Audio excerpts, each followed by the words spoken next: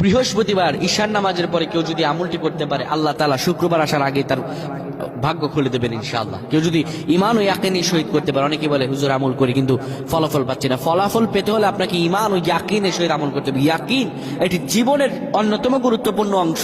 ইয়াকিন ছাড়া যত আমল করা হয় সব আমলগুলো হচ্ছে নসি, কোন আমল আল্লাহর দরবার কবুল হবে না। ইয়াকিন এটি গুরুত্বপূর্ণ অংশ।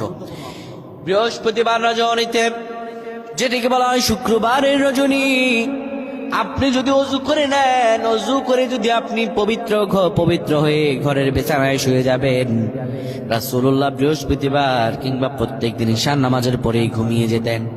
আপনি পাক পবিত্র বিছানায় শুয়ে সূরাতুল মুলক তেলাওয়াত করবেন। সূরাতুল মুলক তেলাওয়াত করার পরে এরপরে আপনি 7 বার পড়বেন আল্লাহুম্মা উগফিরলি ওয়ারহামনি, আল্লাহুম্মা উগফিরলি ওয়ারহামনি।